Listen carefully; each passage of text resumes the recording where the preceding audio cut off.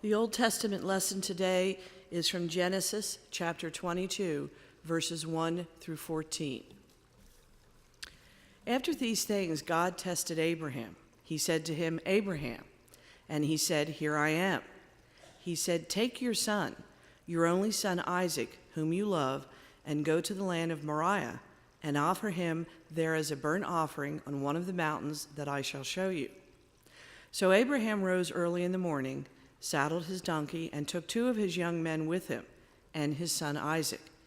He cut the wood for the burnt offering, and set out and went to the place in the distance that God had shown him. On the 3rd day, Abraham looked up and saw the place far away. Then Abraham said to his young men, "Stay here with the donkey. The boy and I will go over there. We will worship, and then we will come back to you." Abraham took the wood of the burnt offering and laid it on his son Isaac, and he himself carried the fire and the knife. So the 2 of them walked on together. Isaac said to his father Abraham, "Father," and he said, "Here I am, my son." He said, "The fire and the wood are here, but where is the lamb for a burnt offering?" Abraham said, "God himself will provide the lamb for a burnt offering, my son." So the 2 of them walked on together. When they came to the place that God had shown him, Abraham built an altar there and laid the wood in order. He bound his son Isaac and laid him on the altar on top of the wood. Then Abraham reached out his hand and took the knife to kill his son. But the angel of the Lord came to him from heaven and said, "Abraham, Abraham." And he said, "Here I am." He said, "Do not lay your hand on the boy or do anything to him. For now I know that you fear God, since you have not withheld your son, your only son, from me." And Abraham looked up and saw a ram caught in a thicket by its horns. Abraham went and took the ram and offered it up as a burnt offering instead of his son. So Abraham called that place, "The Lord will provide." As it is said to this day, "On the mount of the Lord it shall be provided."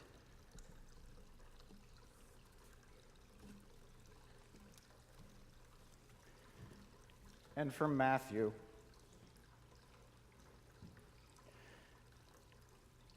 Jesus is relaying these following words. "Whoever welcomes you welcomes me, and whoever welcomes me welcomes the one who sent me. Whoever welcomes a prophet in the name of a prophet will receive a prophet's reward. And whoever welcomes a righteous person in the name of a righteous person will receive the reward of the righteous. And whoever gives even a cup of cold water to one of these little ones in the name of a disciple, truly I tell you, none of these things will lose their reward." This is the word of the Lord. Thanks be to God. Well, we have some very interesting scriptures to wrestle with this morning. We're in the middle of a series, and do you remember last week we saw a picture of a oversized box trap with a little steeple on it? And you remember the story behind that? And I would bet that you remember how painful it was to see that image. I mean, all of us who have found life within our spiritual walk, who have found hope and renewal, to have people kind of image the church as a trap is a little hard to digest. And then last week, too, we heard some statistics. Again, painful statistics.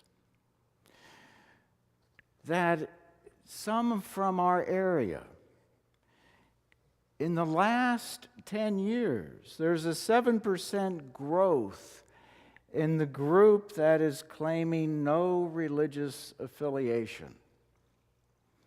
7% growth. And remember some of the reasons for people putting down as far as why they would choose not to attend a church or not to be involved in religious activity. They don't believe in God or no longer believe in God. Religious people are too judgmental and just disillusioned with religion. There's other surveys out there that point to the same general direction, that we have some real issues that we need to deal with. One survey points to the fact that over the last 10 years, the number of people, this is a national survey, the number of people responding to the question, is religion important in their lives? No, it is not. Has increased 10%. Most of that increase is taking place with people under the age of 35. There's another survey that asks questions about the relevancy of the Bible today in our society. Is the Bible relevant today? In just 4 years, the number of people that have responded no to that question has doubled to 20% in just 4 years.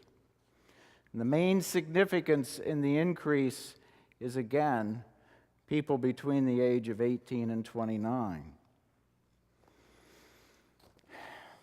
These are difficult statistics.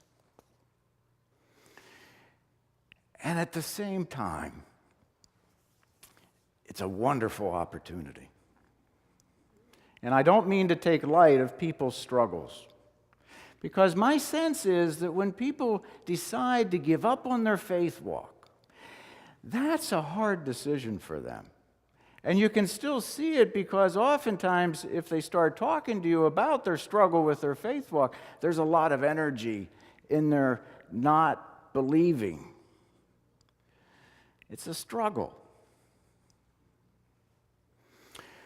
We as a church are also in a different time than what we used to be in. And this is where I'm getting to the opportunity.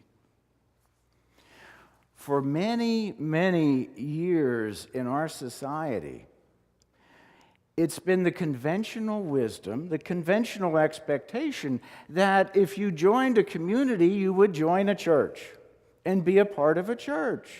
If you wanted to be a part of the community, if you wanted to get ahead in your job, of course you would go to church. And to make it even more convenient, everything else was closed on Sunday morning. So you didn't have too many options. But today, that conventional expectation is really drifting away. And today, it's more of an intentional decision to continue to be a part of a church.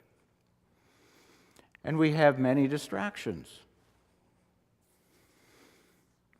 That's a change. History will tell us if it's good or bad. Because some people say that 200 people with intentionality can do much more than 1,000 people that are here just on conventional expectations. But it's different today. It used to be that we in here could look out into the community and we could say that that's our mission field. That we need to reach out to these people and invite them into church because we have so much to offer. And I'm not saying that that's no longer true. We do. But I do want to make the point today that they have a lot to offer us. And frankly, we need to hear their voice. We need to hear their story. Because within that conventional expectation, frankly, now this is my observation, but I think there's some, you tell me if you agree or not. But when we go to something just because we're supposed to, we don't tend to dig as deep as we do if we're actively searching for something. And we understand that in ancient times, the expectation as far as religious life was concerned, religion is a hard work. You got to invest a lot. You got to dig. You got to look. And within our conventional attitude, sometimes I think we would, go put in our time and listen. Oh, that was a very good sermon, Pastor. And then go home and live our life. But if we're looking to come to church because of intentionality, the expectation might be a little deeper. Hopefully it is. They have something to offer in that. Because frankly, a lot of the stories that we have, they're so familiar to me, they're so familiar to so many of us, that, okay, where do we dig? What do we fight with? What do we struggle with in the Scriptures? What are we looking for? I don't see a problem. They all kind of blend together, don't they? One nice little story. The folks out there can tell us what they're fighting with. And we need to hear that. There's a couple wonderful questions. One question is, tell me about the God you don't believe in. Tell me about the church that you don't find to be helpful in your spiritual walk.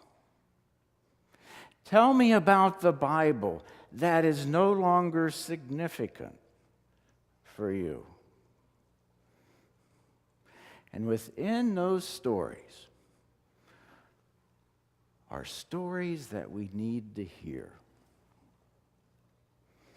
Now, today is kind of an opportune because, frankly, the story that we just heard is one of the top 3 stories that comes up when people ask about having problems with the Bible and with God. So we want to dig into that a little bit. There are several stories out there that people struggle with. Let me mention another one just in passing, and we'll come back to this story. In Joshua 10, there's a story about Joshua and the Israelites. And they're fighting the Amorites. And they're winning the battle. It's a slaughter. And Joshua's concerned because the sun is starting to go down, and he knows that when it gets dark, all the rest of the Amorites are going to just disappear in the darkness. And there's so many more Amorites to kill. And so he prays to God, would you please stop the sun so we can kill more people? And God does. The sun and the moon stand still in the sky. That's a hard story for people to make sense of. By the way, just as a side, during Galileo's trial, Galileo was promoting the theory that the sun was stationary and that the planets were revolving around the sun. And traditional wisdom at the time said, no, the earth is stationary and the sun and the moon revolve around the earth. And so Galileo got into trouble and he was on trial for that. That was the scripture, one of the primary scriptures that were used against Galileo. Obviously, if God was able to stop the sun and the moon in the sky, the sun and the moon have to be revolving around the earth. Well, that was enough for Galileo to lose that trial. Back to our story. We need to hear people's conversations with our biblical text. And it's interesting to me how often we can talk past one another. We're listening for different things. We inside, we know this story. And we know the bigger picture. So we know that it's a story of faith. And that when we step out in faith, God will provide. God will allow us and help us to see things that we didn't see before, like the ram in the thicket. But for us, it's a story of faith. Sometimes, too, we'll look at this story from the eyes of the New Testament and say that Jesus is really the true sacrifice. But for people that are struggling with their faith, it's hard for them to even get to that point because they're stuck on the story. We have a story here that we have a father putting his son on an altar, binding his son up, and he's ready to kill his son. And it's because God asked him to do this. You're telling me that God is a loving God, and that your loving God would ask this of a father? And then you tell me that God knows everything before it even happens, but God wants to test Abraham? For some folks, this story doesn't make sense. It's a hard one to swallow. If we have some dialogue around this story, I think we can kind of dig into this thing. For myself, I did have some dialogue with some folks, and I don't know if there's wisdom here or not, but it gave me some additional insight to this story. In that this story was part of the sacred tradition at the very beginning of our faith journey. And at that time, unquestioning loyalty, unquestioning following God would have been a virtue. Because we got to move forward, and who knows where we're going. We're going into this land, this promised land that's filled with enemies all around us. We need to follow God's direction without question. And in the midst of this story is Abraham, who's willing to follow God's direction without question. I can see in ancient times where that would be a virtue that would be necessary, that would be very, very helpful. At the same time, I can see now we have thousands of years of history. We're on the other side of Jesus entering our story, and we have 2,000 years of ministry past Jesus' walk on earth. Unquestioning devotion isn't really a helpful virtue today. We need integrity, moral integrity today. We need people to stand up for what's right, to discern what's right, and do the right thing. And my heart bleeds when we hear about parents who harm their children. Why? Because God told me to. When that happens, I want them to debate and argue with that voice. Parents take their children to the doctor, and the doctor prescribes medication. And the parents say, "Oh no, God told me that the way towards healing is through fasting and prayer." I want those parents to argue with that voice. I don't want them to simply accept that voice as a command. And we have people around the world today that are willing to strap on these vests of dynamite and walk onto a bus filled with innocents. Why? Because God told me to do this. I want them to argue with that voice and debate with that voice. Because now in our walk, we have Jesus' ministry behind us. We have Jesus' voice behind us and with us. And we also have a stronger understanding of some of the ancient text.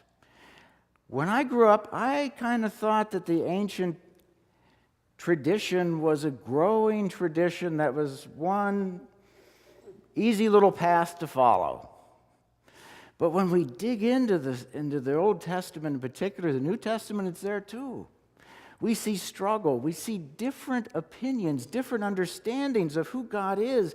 We see a people struggling to understand the nature of God. We see a strong Deuteronomic tradition moving through the Old Testament. And within that, if you do good, God's going to bless you. And if you do bad, God's going to punish you. And in the midst of that tradition, we have the story of Job. Job didn't do anything wrong. He was righteous before God. And he's going through all these difficult times.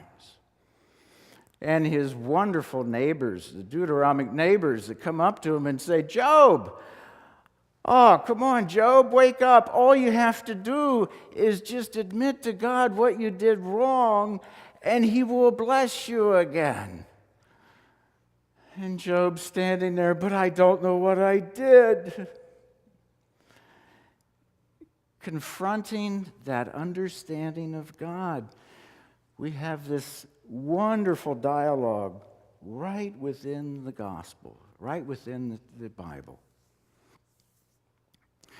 Today, I think our challenge is to wrestle with our faith. We're not very practiced on this. Generally speaking, some of us are. But we have some things to learn. And I would challenge us to have conversation with folks who have given up the walk, their faith walk. Because frankly, I don't think they really have. Frustrated, maybe, but most times if you enter into a person's life who has just given up on faith, there's a lot of momentum in sharing the story about how they don't have faith anymore. There's life there.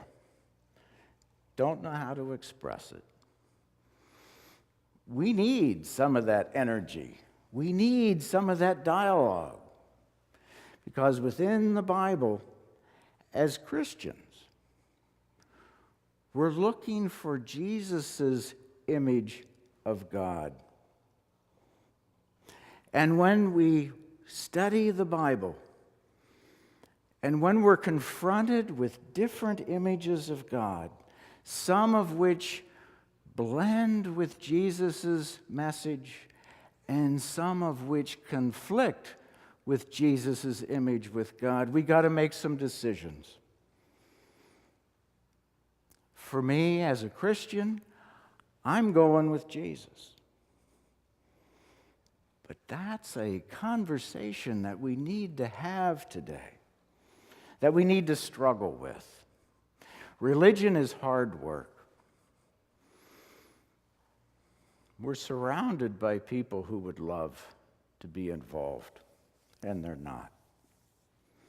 Today is a different day. And we can read these statistics, and they can be discouraging.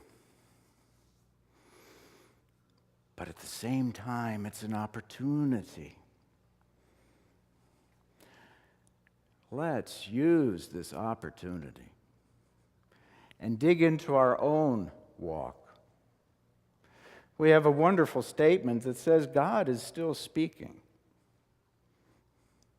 And I believe that to be true. And I do believe that God was speaking throughout history. And I can easily see how this story that we just heard about Abraham and Isaac meant something along the way, but is not that significant to our conversation today.